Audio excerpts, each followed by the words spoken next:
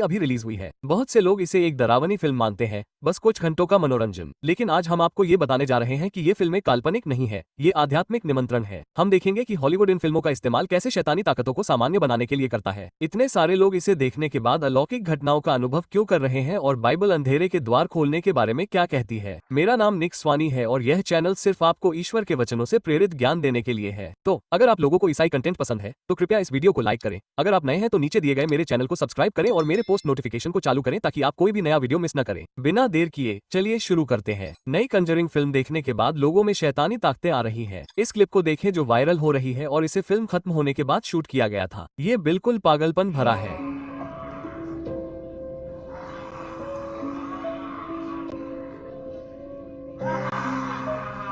Film शुरू होने से पहले ही बाहर पुजारी लोगों को पवित्र जल से आशीर्वाद दे रहे थे और उनके लिए प्रार्थना कर रहे थे।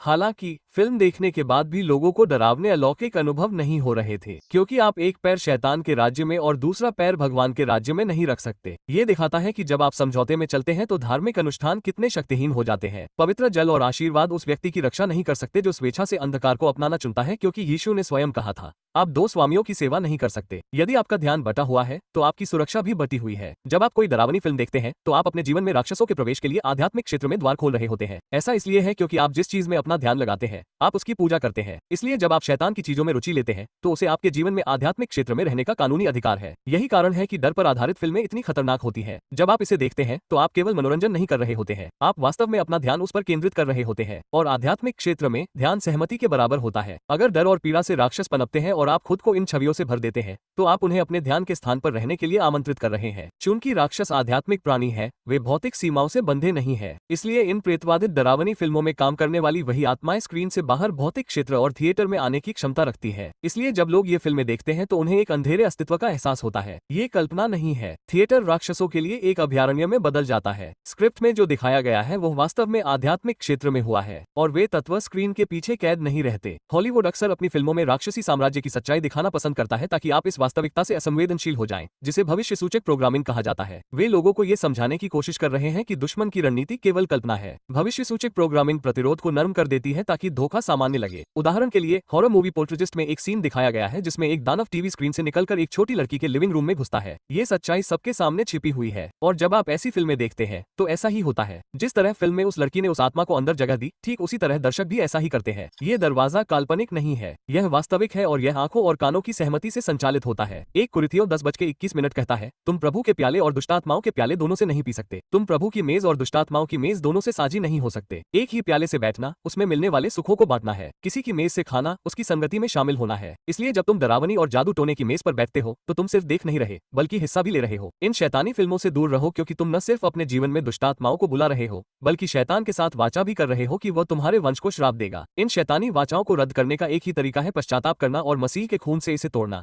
जिसका खून तुम्हारे लिए बहाया गया ताकि तुम्हें शैतानी साम्राज्य पर अधिकार मिले। यह मनोरंजन नहीं है, यह इन आखिरी दिनों में तुम्हें परमेश्वर से दूर ले जाने का एक समन्वित एजेंडा है।